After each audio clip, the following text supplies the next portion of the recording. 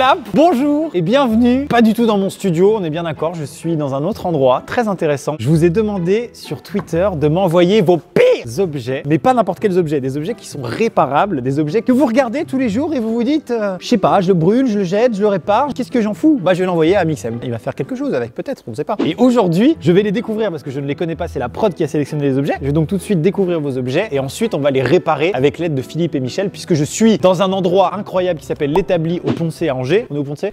Yes, je le savais. Avant de commencer, oui, c'est vrai, depuis le début, il y a plusieurs caméras, c'est chiant. Cette vanne, faut que j'arrête, on est d'accord. Ça vous fait chier vous, ça fait chier le monteur, personne n'aime, ok? Donc j'arrête. Non, je vais continuer. Avant de commencer, je tiens à vous informer que je fais cette vidéo en partenariat avec l'ADEME. L'ADEME, c'est un organisme qui est chargé de lutter contre la surconsommation notamment et encourager les gens à consommer de manière durable et responsable. Je vais vous expliquer ça un petit peu tout au long de la vidéo, mais c'est un sujet vraiment super important. Moi, le premier, je fais n'importe quoi. J'achète des trucs, je ne suis pas sûr vraiment de leur utilité en fait. Il y a des trucs qui tombent en panne, plutôt que de les réparer, on en rachète un nouveau. Ne mentez pas, on le fait tous. Là, je vous raconte une petite anecdote. L'autre jour, je conduisais. Bon, j'avais un impact sur mon pare-brise. Vous voyez, comme dans la pub là. Il y avait un impact sur mon pare-brise, je le regarde, il me regarde, je le regarde, il me regarde, voilà, on se regarde tous les deux. Je me dis, qu'est-ce que je fais avec ce truc là? J'aurais pu aller au machin de réparation comme dans la pub, j'aurais pu. Bah non, j'ai changé la voiture. Ça nous arrive tous.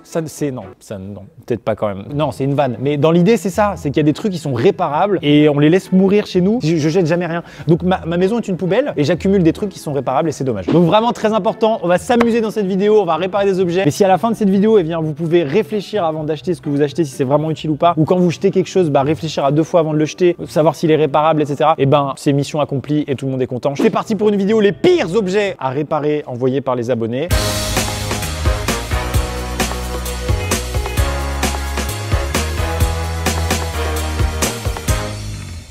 Attends, pourquoi tu m'amènes une chaise avec un pommeau de douche? Bon, il y a un peu de soudure, mais là déjà c'est plutôt rassurant. Typiquement l'objet que malheureusement tu ne prends pas le temps de réparer. Tu vas chez ton magasin favori et tu en rachètes un. Et ça c'est dommage. Si ça t'arrive à la maison, qui a le temps de réparer ça? Moi, je n'ai pas le temps, je rachète une chaise. Et ben, je suis un connard. La prochaine fois que vous avez un truc comme ça, pensez à la machine à souder. Il y a tout ce qu'il faut ici, on va pouvoir réparer ça, je suis très content. Salut Maxime, je suis étudiant et c'est la seule chaise que j'ai. Je comprends l'importance de ça. C'est-à-dire qu'actuellement, là, pendant qu'on tourne cette vidéo, le gars est assis chez lui par terre. Quand j'étais étudiant, c'était le cas. C'est-à-dire qu'un tout petit problème peut devenir une catastrophe. J'ai aussi cassé mon pommeau de douche. Alors, faut quand même imaginer un mec chez lui assis par terre qui ne se lave pas. Je compte sur toi, Sullivan. Bah, le pommeau de douche, ça devrait aller aussi, je pense. Là, c'est pas grand-chose quand même. Objet suivant. Coucou, voici une bouilloire de type normal que j'ai bêtement fait tomber. Je pense que c'est pas si bête que ça, tu vois ce que je veux dire? Le socle est un peu cassé, mais je pense que c'est réparable.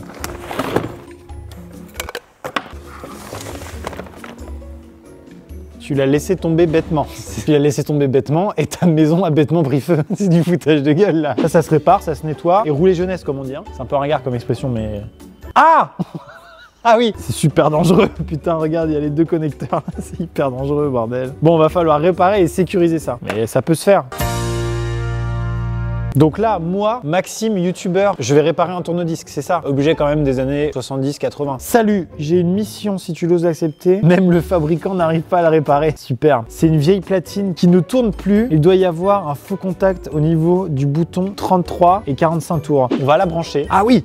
Elle s'allume déjà, ça s'allume. Est-ce que le diamant est en bon état? Genre le mec il fait genre il s'y connaît. Si le diamant fonctionne, on a nos chances. Hein. Et bah vous savez quoi, je suis confiant. Je pense que c'est juste un petit problème de moteur.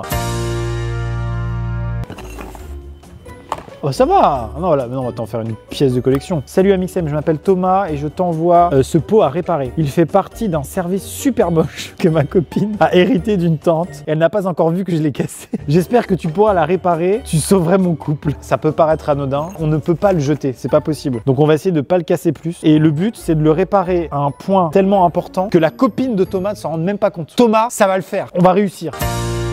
Alors déjà, ça c'est le genre de casque exactement qu'on utilise à la Redbox pour faire les montages. Hello Maxime, je te laisse en garde mon super casque. Il fait un super son, mais malheureusement, les connectiques au-dessus des oreilles ont un dysfonctionnement. Je te propose donc cet objet précieux pour faire un miracle. Merci à toi, continue comme ça, j'adore ce que tu fais, Johan. Et c'est toi, c'est mon cadreur. Tu pouvais me demander. C'est pour ça que le son sur mes vidéos c'est de la merde. C'est à cause de ça. C'est quoi qui marche pas? La connectique au-dessus des oreilles. Ah ça là, ça c'est pété ça. Par contre ça fait flipper si c'est les 2 oreilles qui marchent pas. Ok, on va essayer de réparer ça. Petite parenthèse, tous les objets que je vais recevoir dans cette vidéo, soit je vais les restituer à leur propriétaire pour qu'ils continuent de fonctionner, ou alors on va les donner à une association pour qu'ils aient une nouvelle vie. Voilà, on va pas juste les réparer et les laisser mourir, sinon ça n'a aucun intérêt. Voilà, c'est dit. On avait dit des objets, hein, pas des immeubles. Coucou Amixem, je vous présente mon piano. Il fait partie de ma famille depuis des années. Ma sœur et moi l'aimons beaucoup, malgré le son nul et les touches qui manquent. Je ne l'ai pas encore ouvert, ça me fait déjà peur. Quand on l'a acheté, il était désaccordé et il manquait quelques touches. Voilà, voilà, bon courage.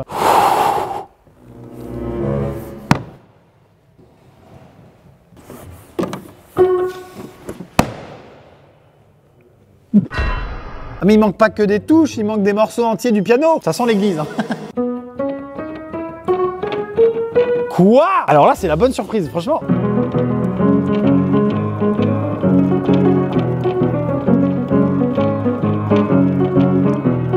Très important avec les pianos, c'est que si la table de résonance est fendue, on peut plus rien faire. C'est impossible, il sonnera toujours faux. Et là, la table, elle est en bon état. Je fais genre le mec qui m'y connaît, mais c'est parce que ma grand-mère, elle avait un piano comme ça, et la table était fendue, il n'y avait plus rien à faire. Il manque un fa. Bon, bah c'est juste qu'il faut pas jouer avec des morceaux en fa. Si j'appuie là, ça fait...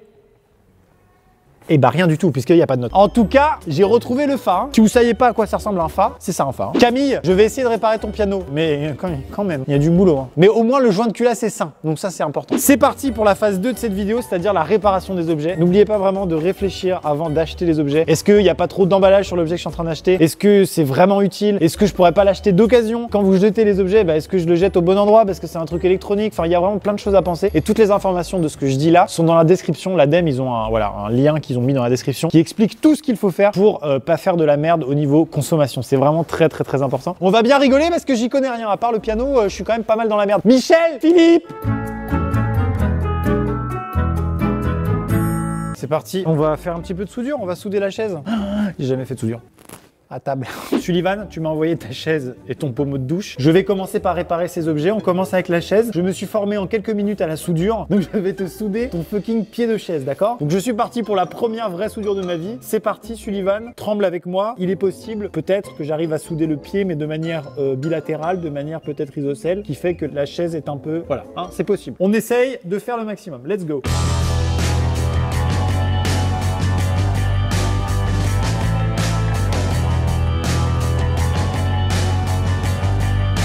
Donc c'est parfait. Et Sullivan, regarde-moi ça. Tu vas bientôt pouvoir t'asseoir. Ah ouais. Ah bah. Des heures de boulot, putain. Donc soit tu reprends directement ta soudure, soit tu fais le tour ici. Ok.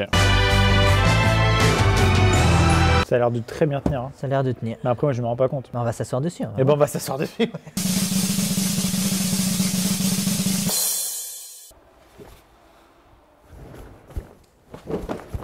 Sullivan, ton objet est réparé.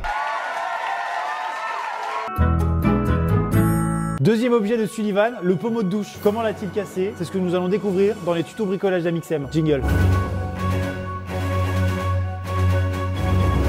Je déconne, c'est pas du tout le but de la vidéo.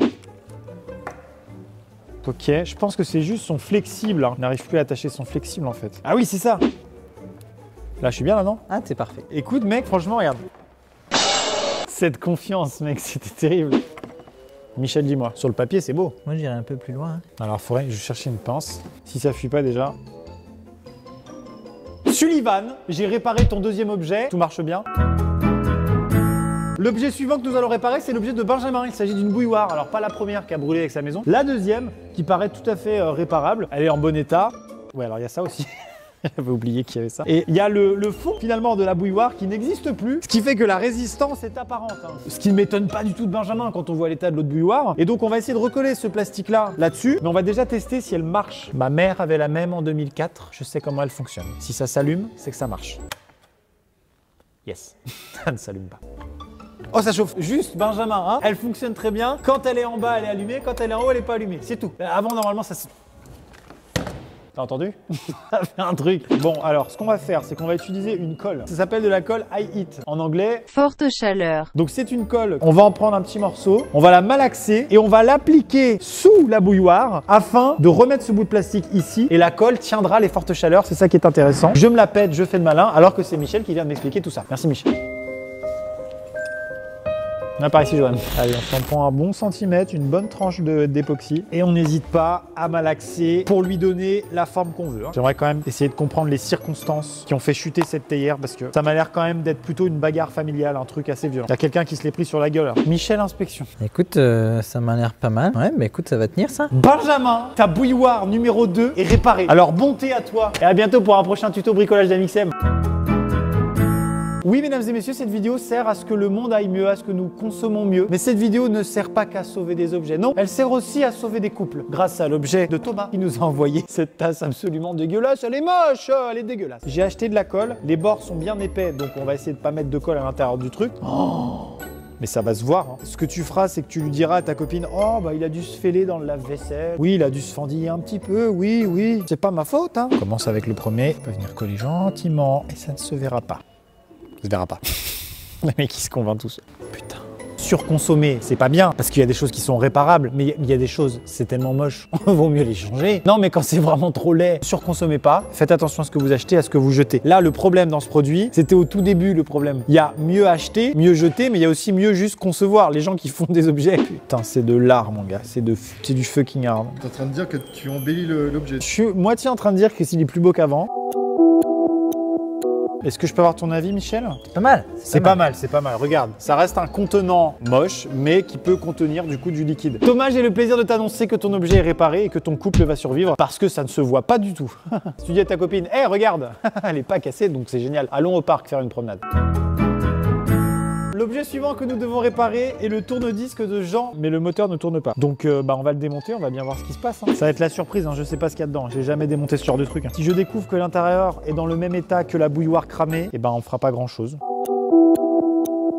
Rien ne me paraît incohérent dans cette installation. Hein. Toi, si tu as fait le test, tu as levé le bras. Quand tu l'as poussé, la diode s'allume et le moteur ne se met pas en route. Donc ça veut dire que le bras passe bien l'information qu'il faut tourner. Oui. Par contre, l'information se perd quelque part. Bah, le moteur, il ne la prend pas, il s'en branle. Michel m'a demandé de trouver sur internet le manuel du truc. Et je l'ai trouvé, je suis trop content. J'ai servi qu'à ça, mais je suis content. Et du coup, on a le diagramme qui est exactement finalement le plan de la carte mère du tourne-disque. On essaye de voir ce qui bloque, à quel moment l'information ne passe pas entre le bouton et le moteur. Pourquoi ça ne marche pas. On avance petit à petit. Jean nous a indiqué sur son mot qu'il y avait un problème avec le bouton qui sélectionne le 45 et 33 tours. Donc pour voir si ça vient du bouton, on va les relier et comme ça va forcer l'information. Et comme ça, si ça fonctionne, ça veut dire que ça vient vraiment du bouton. Si c'est pas le bouton, c'est probablement le microprocesseur qui est ici. Et si c'est ça, on est dans la merde, vraiment. Je rappelle qu'il a écrit dans son mot que le fabricant n'a même pas réussi à le réparer. Hein. C'est-à-dire que l'entreprise qui a conçu ce truc n'a pas réussi à la réparer. Donc si on y arrive, on est des héros. Il faut que tu le saches. Vous voyez ici ces 4 petites têtes d'étain. Je vais chanter ici et ici, donc je vais faire un raccord d'ici à ici à base de soudure qu'on a tous fait en technologie en 3e B. En tout cas, on a tous fait des cours de techno, on a tous fait des soudures de merde à l'étain. Moi, c'était pour fabriquer un porte-clés lumineux. Waouh!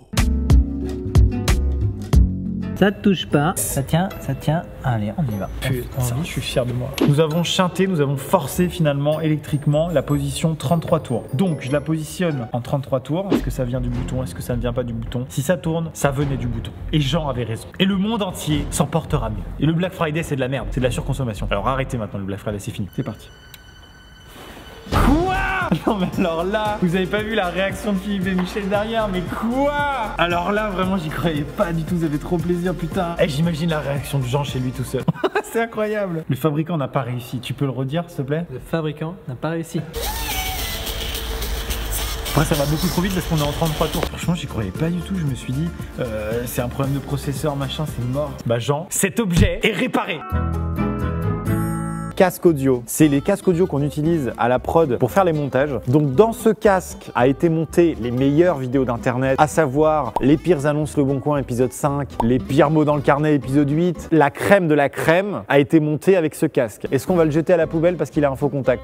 Non, effectivement, bien vu Michel. On va déjà le tester parce que je ne sais pas exactement le problème qu'il a. Ok, alors là j'ai juste l'oreille gauche qui fonctionne. Je disais, j'ai juste l'oreille gauche qui fonctionne. L'autre non. Je parle trop fort ou pas? Donc là, l'oreille gauche fonctionne, l'oreille droite non. Vraiment pas du tout. Ah! Mec, il marche très bien ce casque, il y a juste à le tenir. Je sais pas, tu peux très bien faire ton montage avec la main gauche et c'est bon. Très important quand vous achetez un casque audio, réfléchissez à quelle marque vous achetez parce qu'il y a des marques, s'il y a un seul petit faux contact, tu changes tout le casque et c'est nul. Et ça, c'est de la surconsommation toute pourrie. Ça, est-ce que ça s'enlève ou pas? Oui. J'ai aucune idée de comment ça se démonte. Des petites idées? Est-ce que je vous ai présenté Michel et Philippe au final? Michel qui m'aide énormément depuis le début. Philippe qui m'aide énormément depuis le début. Mes compétences s'arrêtent très vite. Ils prennent le relais pour pouvoir réparer les objets. Comme ça, vous savez. Il puisse réparer les objets. Oui, c'est vrai. Ok, donc pour ouvrir ce haut-parleur, on va faire levier ici. Michel qui m'a dit ça. Bistouri. Voilà, c'était juste une fois dans ma vie, je voulais le dire. On a réussi à démonter le casque. On a tout simplement débranché le câble des haut-parleurs, qui ne se fait presque jamais sur les autres casques audio. Et du coup, on ne sait pas s'il y a un faux contact dans le haut-parleur ou dans le câble. Donc pour essayer, Johan, il faut que tu me files le casque avec lequel tu es en train de tourner pour ton retour son, puisque c'est le même. Et on va prendre tes haut-parleurs, brancher le câble pour voir d'où le problème vient. Peux-tu me filer ton casque, s'il te plaît? Merci. Le test, c'est maintenant. Je lance Plastique Bertrand et ça ne fonctionne pas du tout. Attends, qu'est-ce que j'ai fait de mal? Eh mais alors là, tiens, je t'ai réparé ton casque. Oh merci, très sympa. Bon courage. On va déjà tester les haut-parleurs. Donc du coup, là on est avec le bon câble et les mauvais haut-parleurs. Les haut-parleurs suspicieux. Attention, ça plane pour toi, Johan. Le coupable était le câble. Test numéro 2. Mauvais câble, bons écouteurs. Ça marche. La pièce qui était responsable de toute cette merde, c'est celle-là. Cette petite pièce blanche, elle vient écraser les fils qui sont en dessous et du coup, elle fait que le contact se passe bien. Sauf que si elle est pas bien mise, eh ben, c'est la merde. Test final après identification du problème et réparation. Pas de faux contact. Johan, j'ai beau forcer, j'ai beau faire n'importe quoi, je ne retrouve pas le faux contact de tout à l'heure. C'est un nouvel objet réparé. La pièce maîtresse de cette vidéo, le piano, qui est dans un état dégueulasse, on va pas se mentir. Le gros problème sur ce piano, c'est qu'il manque une touche. Eh ben je l'ai dans la main, c'est ça qui est bien. Et on va essayer de la remettre. Paf, on découvre le piano. Un petit coup d'accordage. Et c'est très très bien. Putain, et ça me fait trop plaisir de voir un piano sous cet angle-là. Le marteau en lui-même de cette touche-là, il marche très bien parce qu'il est là. Et d'ailleurs, on va la faire sonner cette note. Ça marche, on l'a le fa là. Ça c'est le plus important, parce que s'il n'y avait pas les cordes, c'était baiser, on rentre à la maison, d'accord? Waouh, alors là par contre, et je dis ça les mains dans les poches, je dis waouh, trop bien le bricolage. Je vais vous jouer la mort de Chopin. Après voilà, j'ai fait aussi des écoles de musique et le conservatoire. Hein. Donc on a sorti la table du piano. D'accord. Et là on voit bien. Et là, à table, quoi, j'ai envie de dire. Donc tu vois l'appareil à côté, Ok. qui marche bien, celle-là. Donc on va en prendre une qui marche bien à côté. On va répliquer, on va faire la même. Voilà le coupable, tout un piano qui est foiré juste pour une petite pièce de merde comme ça enfouie à l'intérieur.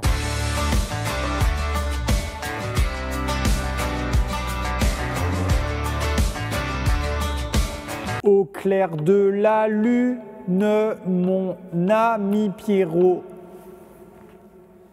Musicien. Par quoi tu commencerais? Ah, je commencerai pas à faire un rectangle hein, de la taille de ça. Hein. Alors moi je suis pas d'accord. Je commencerais par faire la rainure. Parce qu'une fois que tu as une petite pièce là, comment tu fais ta petite rainure sans te défoncer Je vois ce que tu veux dire. Là vous voulez me laisser utiliser une défonceuse, c'est ça hein? Le petit truc elle tourne vite, elle va manger dans le bois en dessous. Ok. Et donc on va passer tout le bois jusqu'à l'autre côté.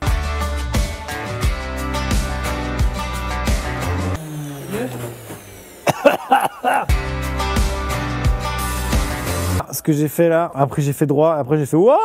Donc on va garder juste le truc du milieu et ça va le faire. Tu vas donner des coups de scie et au fur et à mesure que tu donnes un coup de scie, tu avances, tu donnes un coup de scie pour enlever de la matière. Attention à tes doigts. Hein. Oui.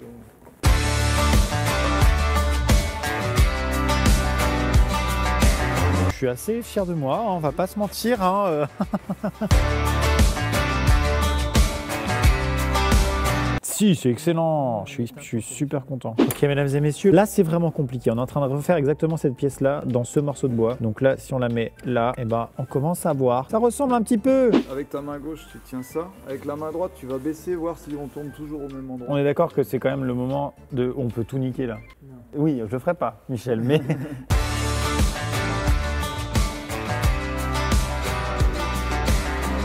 Alors, qu'est-ce que j'ai fait? c'est bon, c'est bon. Je crois qu'on va le finir en ponçage. Non mais sérieusement, j'ai l'impression d'avoir fait de la sculpture, hein, je te le dis. Hein. Ça, c'est la pièce de base, la pièce qui est coupable du fait que ce fucking canot ne marche pas. Et ça, c'est la pièce qu'on a usinée à partir d'un bout de bois qui était à peu près 3 fois plus gros que ça. Et je trouve ça incroyable. Donc... Est-ce que ça rentre sur la réunion et tout? Ouais. Ça passe du tonnerre. Quelle satisfaction, c'est la même satisfaction que quand on a réparé le fucking tournevis. En fait, tu te rends compte à quel point juste ça, c'est tellement de travail, ce truc de merde. Alors imagine ce putain de piano de A à Z, quand l'artisan, il a fini de le construire et qu'il le vend, mais il a même pas envie de le vendre en fait, peu importe le prix. C'est beaucoup trop de travail. On n'a pas repensé à l'intérieur. Merci beaucoup. J'espère que ça passe.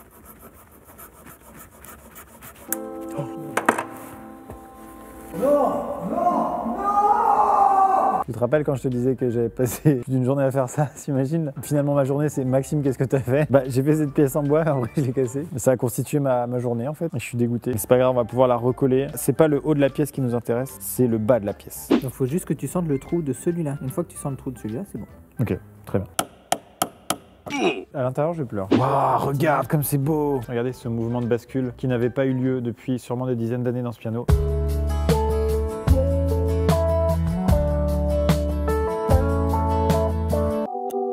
Nous sommes quelques jours après ce que vous venez de voir. La colle qui a été posée sur la pièce du piano qu'on a réparé a eu le temps de sécher. On n'a pas essayé du tout le piano. Sauf que Jordan, viens, Jordan, je lui avais pas prévenu qu'on avait ramené le piano à la Redbox et qu'il fallait surtout pas en jouer car la colle est en train de sécher. Et qu'est-ce que j'ai entendu? J'entends quelqu'un qui fait la sur le piano. Je me sens honteux. Il a joué toutes les notes, peut-être qu'il a caché la fameuse note incriminée, le fameux Fa. Si c'est ma faute, je le réparerai pas. Tu peux rappeler les faits? Mercredi, 16h, temps nuageux. La météo a peu d'influence sur ce qu'on va... C'est pour poser le cadre. Pas besoin d'être posé parce que c'est Johan qui le tient le cadre. Donc... Excellent ça, Johan. Je rappelle les faits, c'était touta, touta, touta, touta, touta. Ah ouais, donc il y a bien le Fa. Donc vraiment, t'as appuyé sur le Fa. Bah, je sais jouer que 3 trucs. Donc...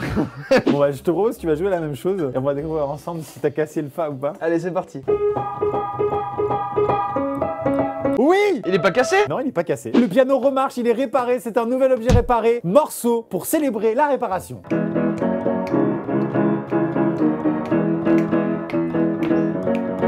Il m'entraîne au bout de la nuit.